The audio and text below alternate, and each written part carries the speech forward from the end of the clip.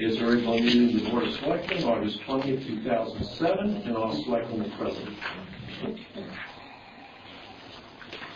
Present to speak. And I thought we'd let James, you want to give us your presentation, please, on the cost of the water system extension? New proposed water main will connect to the existing 12-inch main on Depot Road. This fire hydrant will cross Depot Road, continue on the south side of the road. We get to the culvert. We plan on going up and over the culvert, continue the water main down into Route 32 and head south. On the next sheet. We ask questions while you're doing this? Sure. Have you found that you can go over that culvert? Yes, we can. And on the next sheet, I'll show you one of the proposed way we plan on doing it. The last time we weren't sure which way you were going to do that.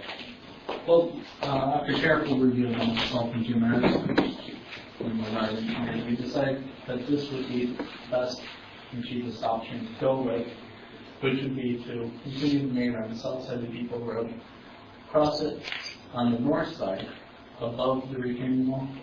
The retaining wall where the three-sided culvert is right here.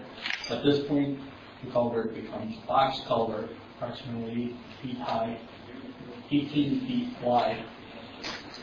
And we plan on gradually coming over, installing a 12-inch gate valve at this point, then 2 45-degree bends and coming over the top of the culvert and deflecting the main back down, and another gate valve on the opposite side with a point for flushing right here with a flushing hydrant.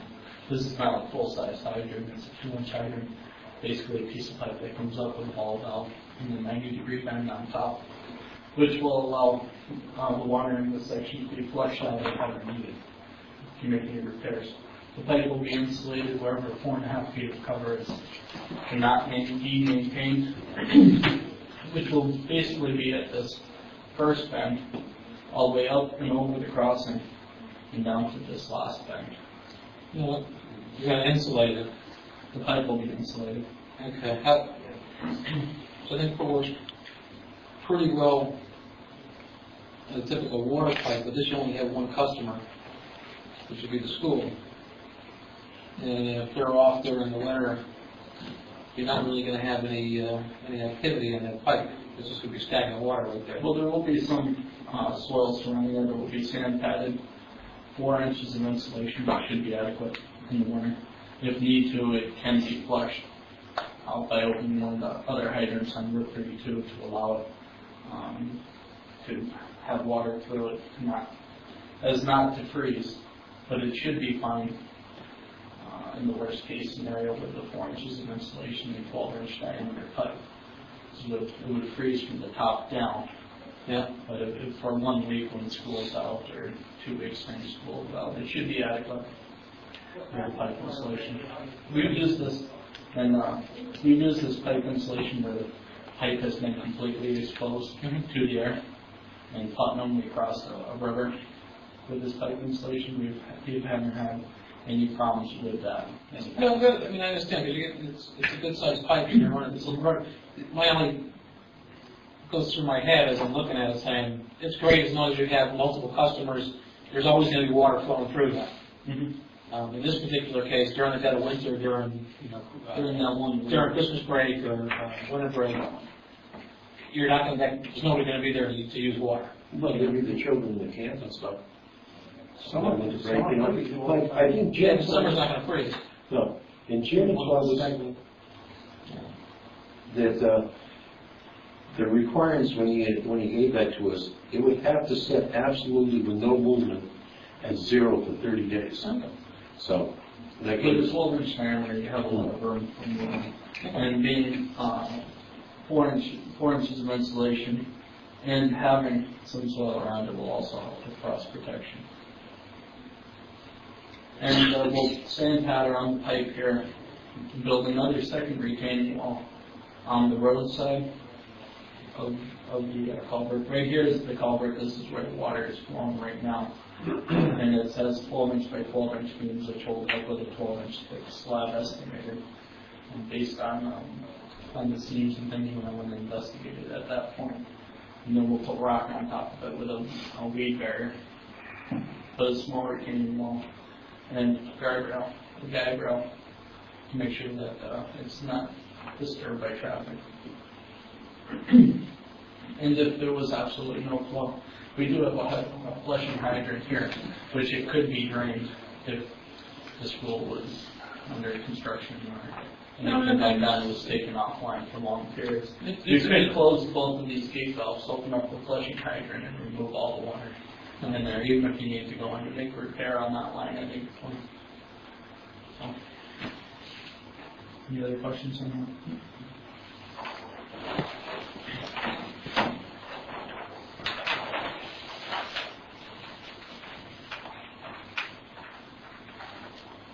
Depot Road will continue on Route 32, heading south.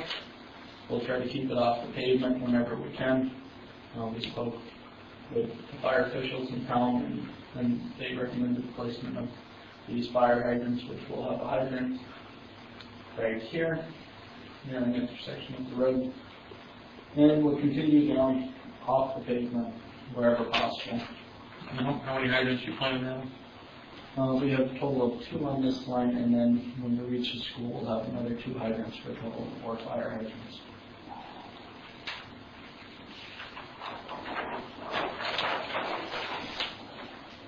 And on the water main project, we'll continue down the road until it reaches the Hall School property, where we'll put a gate valve and a cap to stop the main, and then 12 by 8 T and a 12 by 4 T with a gate valve, a length of pipe, and to have it capped off the pavement. And where does that stop? This is the driveway for Hall School. Hall School property. This is the property line for Hall School. Hall School's located. Where's right yeah? there. Where's I'll show you on the next sheet. Yeah, where's Be a little bit clearer. North is towards me. Yeah. This is the 12-inch main with it capped. Yeah. This is the driveway for Hall School. The parking is right here, just from the school with the steps. So you're looking at the school. This is the outline of the school. Where did we put the sleep? We put the sleep in the sidewalk. Not over here, we're using the sidewalk. Where did we put the, yeah, when they built the sidewalks, where did they put the sleep? Sleep is the parking right here. To go into the building. No, it's the sidewalks down. But I'm saying, in front of the building, there's an existing old fire hydrant right now where the window is. Okay. And that's where the sleep goes in.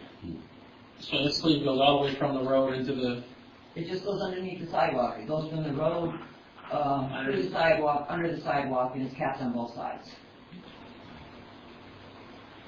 well, we're not going anywhere near that. Right. You're going just onto the school property, and this is designed so What then, do you get, another 200 feet or so on the school property?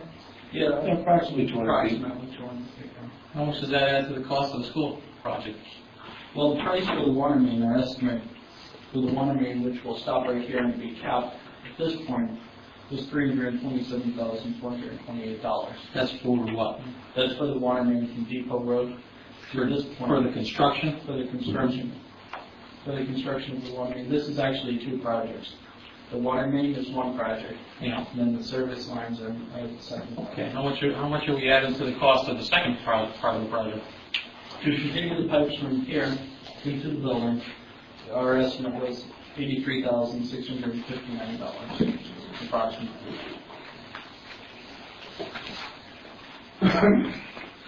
From here we'll continue with the 8-inch pipe all the way over, adding a fire hydrant at this point, adding a second fire hydrant here, and transitioning to 6-inch ductile iron pipe with an 8x6 mechanical joint reducer at this point, continuing the building, putting 2 45-degree bends and going into the building. And then at that point it will be capped inside of the building for future use. For the domestic side, we'll come off with the 4-inch line, take off the cap, install a 45-degree bend in here, install a reducer from 4-inch to 3-inch, and transition to 3-inch HDPE pipe. high-density polyethylene pipe, which will continue into the building. Once inside the building, the existing equipment will be removed and will connect into the existing line with our new pipe. What size line you bringing in from the school? For domestic, it will be a 3-inch line, and for fire protection, it will be a 6-inch line.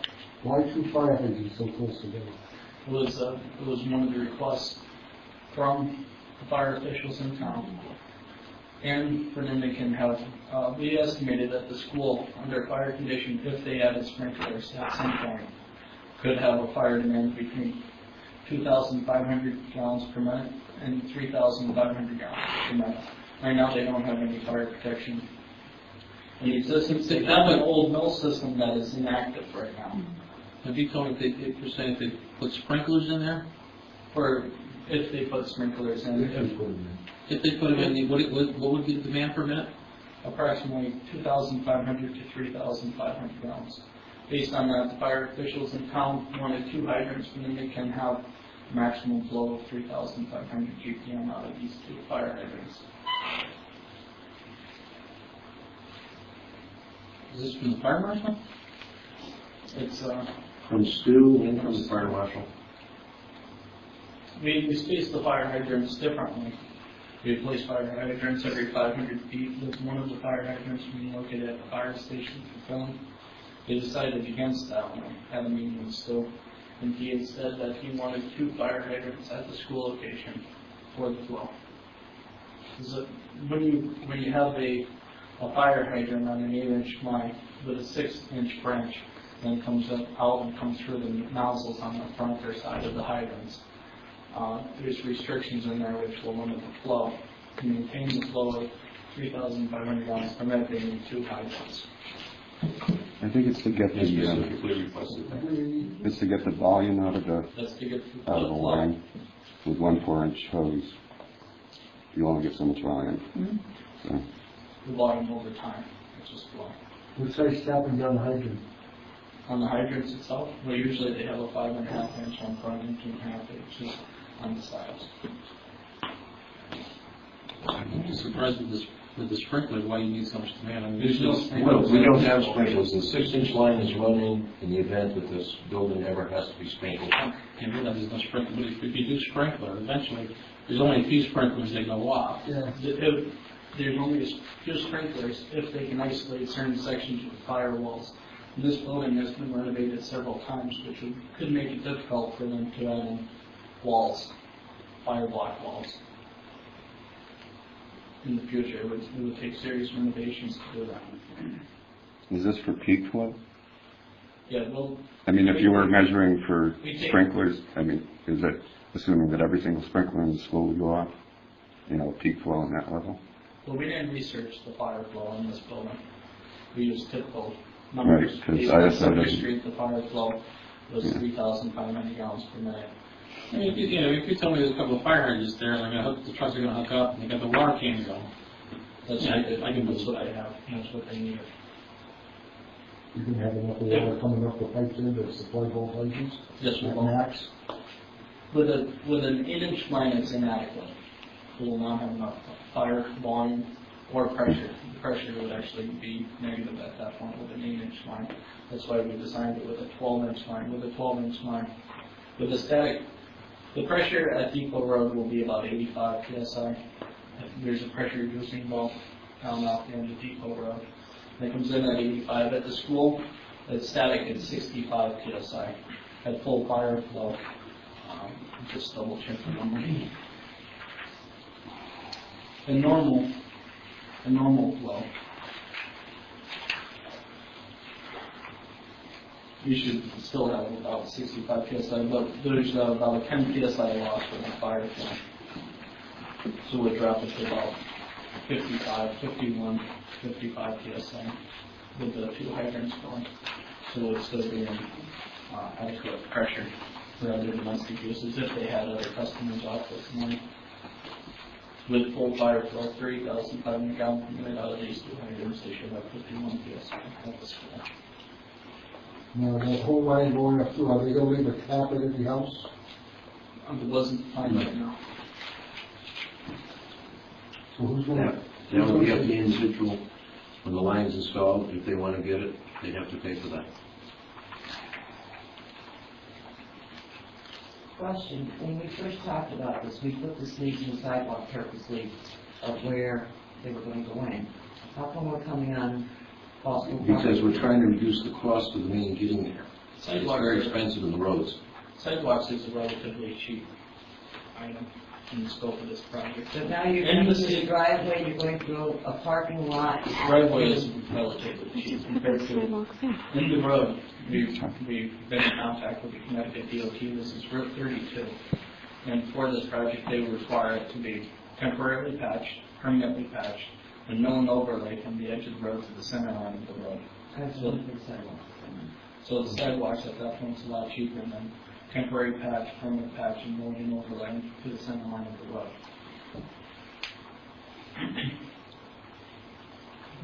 And we're crossing the sidewalk at this point right here. Which is not the sidewalk we just put in, the sidewalk was put in a few years ago. Right, the sidewalk is up. There's a ramp that comes down right here. And we'll be right at the bottom of the ramp. We'll see the pipe in. Yeah, that was put in. There's a couple of trees right here that we'll try to avoid. We designed it and avoid those two trees and the flagpole. And there's also an existing well which will go on the west side of that existing well.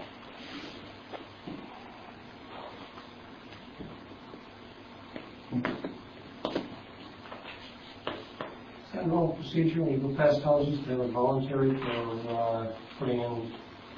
We ran that suggestion by the town, and the town requested that we don't put in service lines. Isn't the more, the normal way of doing it to have a referendum, if the people want to do it, you put it in, they pay for that, and then when they if they decide to hook up, they pay for the hookup. Isn't that the normal procedure? Normally, they run it off the pavement and put a corporation stop on the line to stop the water, and then a box up at the top, the water shut off.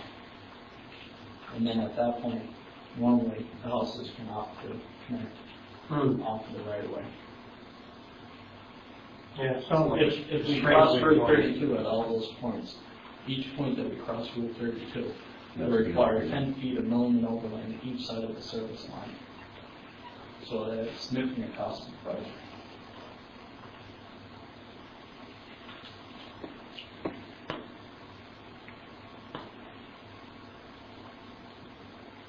So if any of the houses want to hook up, they foot the cost for the hookup totally? I think they would anyway. Right, but there's nothing to hook up to. Well, they do a wet tap, they call it a wet tap. They can tap the main water side. They'll tap it under pressure.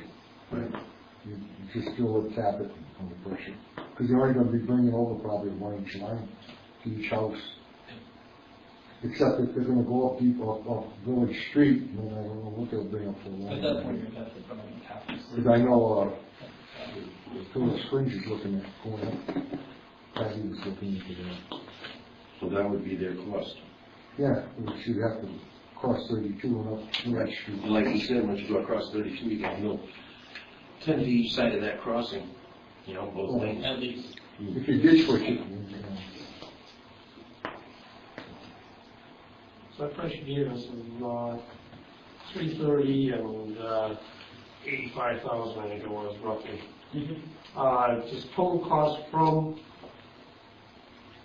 your, to tap off of what you're at, and what do you have at Depot, into the school and ready to go?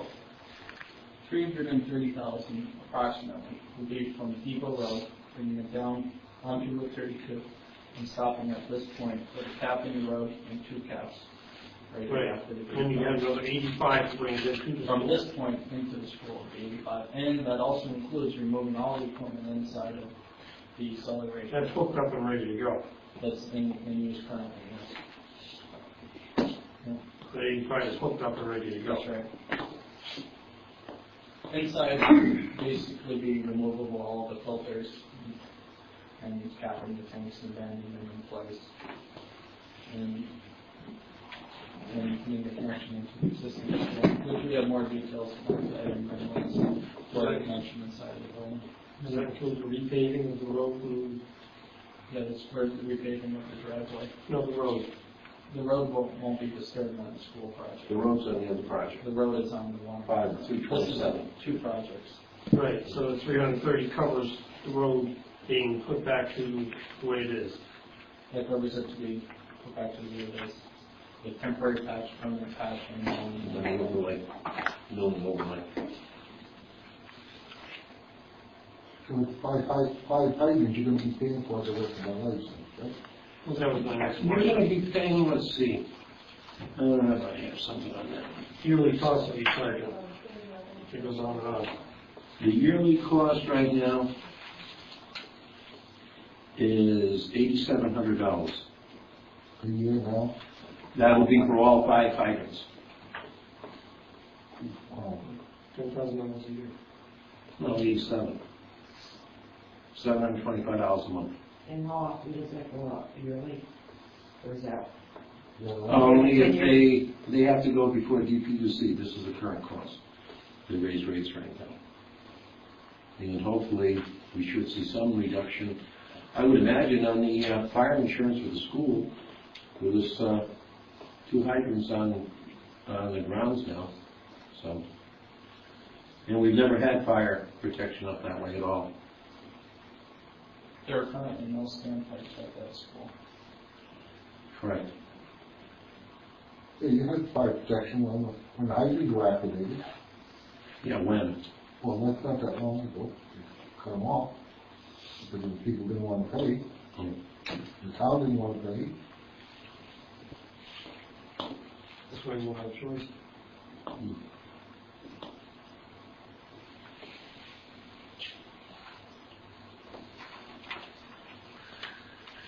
So what does that figure out for a foot then? We don't do it on a per foot basis. It depends if you're in pavement or out of pavement. That's why we strive to stay out of payments. No, I understand it, but I mean, what's the figure out now, like that 85,000 figures out to be what per foot along There's approximately 1,700 linear feet of water main, And what do we have, 83, 327? 327. 327,000 divided by, what did you say? 1,700 feet? 1,700? Something about $190 a foot. 192 a foot. That's primarily because of the cost of the milling and overlaying in number 32. It's a significant cost. And I think that's pretty close from what we've been hearing from even Carl and stuff and other projects, the projects you people have done on other main roads, isn't that about? And that's good figures to be about right. We originally used 150 or something like that, but since then it's been going up.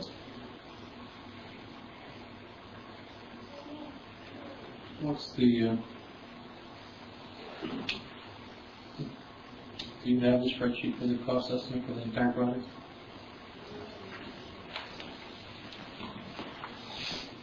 You got this in there? This is for the, it's in 2 different projects, it's spread in 2 projects. Mary, did you get copies of this? It's in your folder, Karen. Okay, you see, that's okay.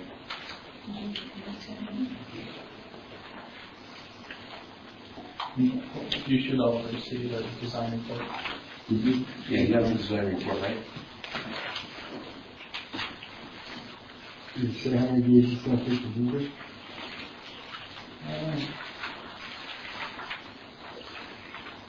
Didn't you have an 8-week construction period, I think, where we I believe so, yeah. I believe it was 8 weeks, hopefully, or less.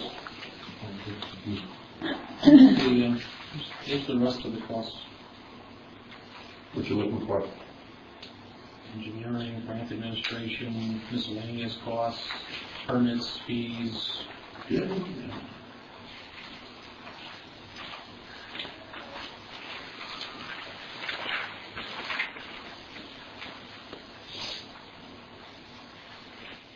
Here is your, on the steep grant, there's $225 for construction, $5,000 for legal, $61,800, which is their engineering contract, Now we're only talking the one main extension of this, okay?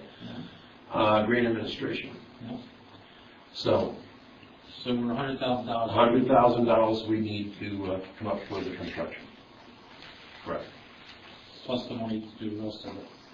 So That- we're somewhere about $500,000. Now remember, 66% of that money is 60%. reimbursed. 66, right? About that happening? 66 reimbursement. Right, maybe 68, Mike. I think the superintendent said it was 68% So Donna reimbursement. had a chart for this year that shows 66, so that's what I went by. Okay. So, So we're up to $500,000 for this project? A little over $500,000. total projects, both pieces. Both pieces.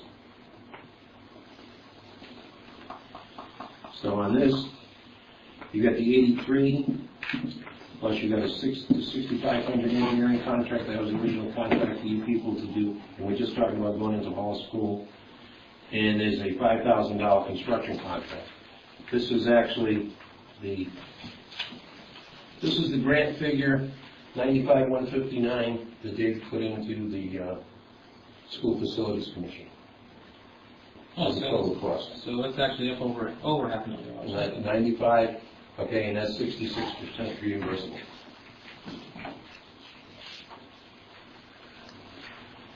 We have sent these plans up to the Department of Public Health for their review. Pardon me? I'm We sorry. sent these plans up to the Department of Public Health for review, and so we can now get to those meetings. And hopefully we'll receive a response back from them shortly, and the plans are pretty well set, and we have the specifications, and it should be ready, once you approve it, to be put out to bid in early September. What's the cost to drill a test well with that property? The test wall. Or,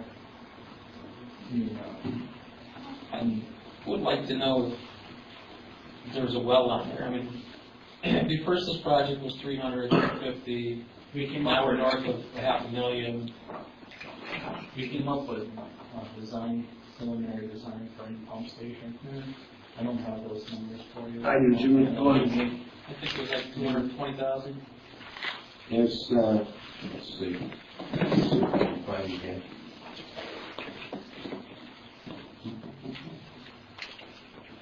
It's he took a look at what he had done back there and moved it up to 202. So 200,000, Yeah. So which would be. there, the town would be paying 68%. 68,000 of the town. But if you look So at it'd be these, 64,000. yeah, but look at some of these prices here. We just constructed a new pump station. The cost is, 40,000 seems very low. That's a 15 by 24. And like, even here, for the existing wells, we did the 3 wells down there, they went a little over 9,000 each to be drilled, plus we paid another $2,000 when we hooked up pumps. So what I'm saying is, I think these are low numbers, and if you look at the stuff, and you think about what we just did for the pump station, the hydromatic tanks and everything else, So Jim Harrison's aware of what we did over here, right? Yes, yes. Yeah, So he he did. probably took that into account when he put these prices together. No, he put these back together in 205. This is revised, it's 16. I know, but let me show you what he did for the revision. Look at it. I asked him to take another look at it. So we didn't really revise it? He had 20%. Okay. Okay. So basically 6% inflation for 2 years and contingencies. But the project over there was also constructed in the wintertime, which adds cost to the project. How much was that project, though? 750,000? What was the contract? 732, was it? 736? 725, 750, somewhere in there. Somewhere around there. But that project was way more involved than a smaller pump station. We had more tanks, a fire protection system. For this one, I believe that estimate was for a domestic system, correct? Right, yeah. That one did not take into account fire protection. So if you had fire protection, all the other tanks and hydromatic tanks that we would need for that, then it would increase the cost. Plus, those are bigger tanks, much bigger tanks. And then it's a building. What's a different scale over there? It's a different scale. Comparing, it's kind of comparing, you know, apples and oranges. They're both fruit, but it's different fruit. It's much bigger, it's a much bigger project. But this one, the cost, again, the grant should only be, if these numbers hold true, and it should be $130,000 for the town. You got $100,000, which we're requesting for the construction, because you got $225, you're going to $325. And of the $95,000, the town gets reimbursed $6,600. I'm saying, okay, 30,000 for to bring the water right into the school, and then you got, what do you say, 120,000, so about 150,000. No, 130. If you get, We're asking for if it. you get $300,000 in steep grant, Yeah, and we got $225 in the reserve for construction. Okay? Right here. right, the entire project is going to be like 425,000. Right, I'm just talking about right now with our projection. I know, but you gotta talk about the whole project. I mean, we're gonna go through this, going over I'm it. talking about what the town's contribution would be. Yes, and the town's contribution is the entire project. It's not just, you know, what's the. Right, I'm talking about town money, I'm talking about reserve funding, that's what I'm talking about. They'd be asking for $130,000. $130,000 would be coming out of the town reserve. Right.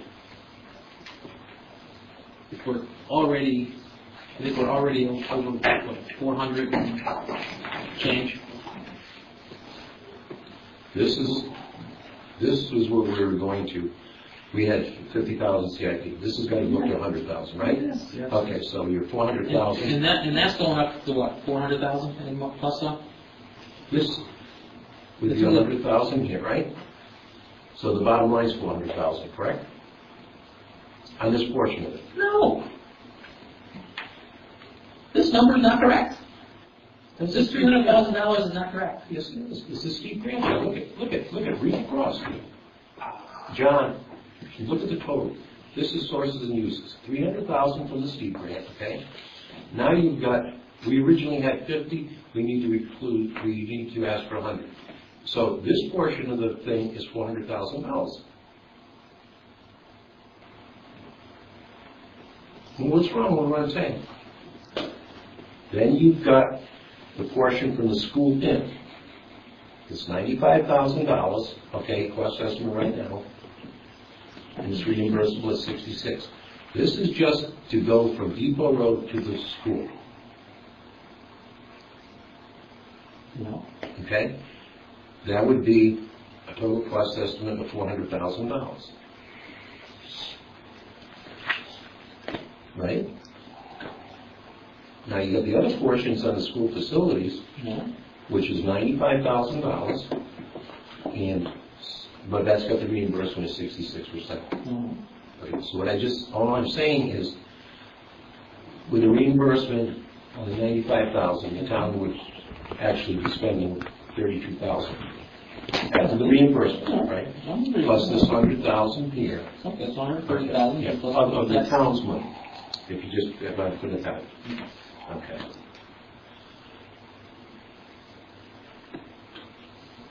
So that's the sources and uses. That's four weeks over the Now, you're doing test borings, right? Yeah, that's- Can you show the gentleman where the location is? Because that's part of your engineering contract. Yeah, we 61. Oh, you haven't done the test borings yet? No, we've marked them out, and talking with those who's going to request that they go out and do the test forms and try and get on their schedule. I'll contact them and approve them this week to do that. We plan on doing the test forms on each side of the road, or each side of the culvert, I should say. Right here you show B1, right here will be B2, 1, 2, both 1, 2. They're marked out already. Another one right here, near the intersection of Depot Road, Route 32, put them off the pavement.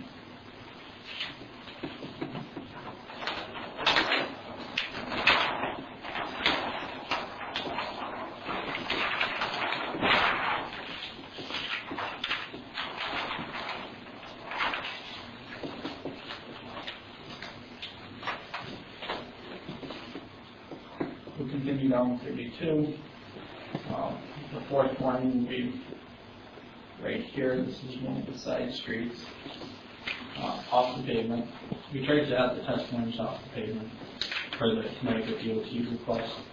So we located them in places where a wiring would be off pavement. So another line here, this line right in the church parking lot. There's a little turnaround inside of the road right way off the pavement. The fifth line location. And the last line location would be near the school. This is the driveway for the school, right on the corner. Will that give us a pretty good idea where we're gonna probably get? I mean, I realize you could, The boring, it should give us a pretty good idea in general what it looks like in that area. do we have any? But with ledge, it's kind of a hard thing to guess at, even with points. I could do a boring right here and come up with sand. I could take a boring right there and hit ledge. It's hard to say. That's why we had it in contingency for rock excavation. You already put it in the estimated 3.7, yeah. I noticed that.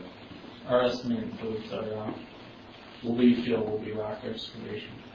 How about for example, the hill there before you get to the church, right from above Land Inn, going above Land Inn. Any test boring in that area? That would be Depot Road. Across from the church. Before the church. Yeah, that'd be right across the door. Right. I mean, Hall Foundation? So, sure. I'm not exactly sure where the church is. Here's the church parking lot, so I imagine it's in that vicinity. It's some before that. There's a hill that goes up. Okay, the hill, I believe, is in this area. Right here, which is... It's actually across the village street. I believe this is Village Street. Correct. This is Depot Road, and it's first up is Village Street. Okay. We're planning on conducting a test pit right at that location to verify the depth and location of this 15-inch RCP pipe, reinforced concrete pipe that's drainage from some of the record mapping. So when we do that test pit, they'll be coming up to this ledge there. So if we do a boring in the same location as the test pit is, I'm doing the same thing twice. And then we have another one in the church parking lot, right here. And we're planning on doing one right at the top of the road, right here. So this is Village. A little bit to the south of that, we're planning on doing another boring off the pavement. How deep is the pipe in the ground? At least 4.5 feet to the top of the pipe. And then it's 12-inch pipe. So the trench would be about 6.5 feet. Plus and minus. You can see the profile. Contour doesn't affect that at all. We showed at least 4.5. Offset it going up. Possibilities. We have to offset it based on. I'm thinking right across from, it used to be the old antique house there. You know, where the hill is. It sounds like they're going on each side of it, and It's 45. This is the existing grade right here. This is their proposed line. And you can see at this part where it's going up the hill. We dropped our profile to move up the hill. And we'll try to maintain 4.5 feet of cover at all times. And the flank where needed for utilities. That's another reason why we're doing the test pit. To make sure that our water main doesn't go through the drainage pipe. Once we know the location, then we can deflect the pipe down or over depending on the depth of that one. Did you look at the drain coming from the house in the corner of Village Street down to the culvert? See if there's any water coming out. It's right in the middle of 32. Yep, that's this pipe right here where we're planning to do the test. No. It runs down the middle of 32. Well, it would be this pipe from Yeah. record mapping. This pipe shows to be here. And then it continues down 32 and ties into a catch basin on the east side near the culvert. Yeah. Near the east culvert entrance, the upstream side.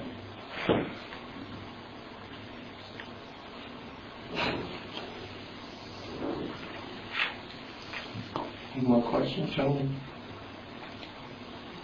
kind of time frame would you talk about for the borings? Well, it depends on the boring schedule, hopefully, next week.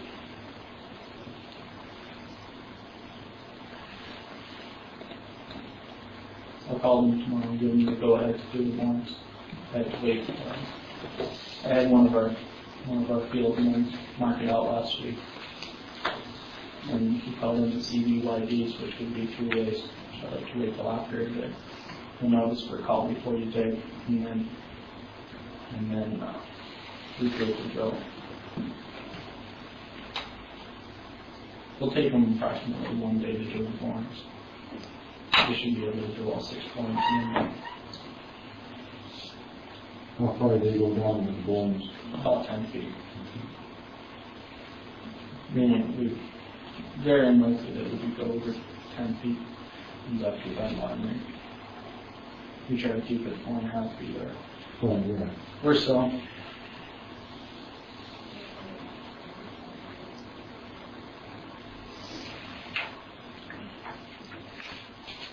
Thank you very much, James. So what would be the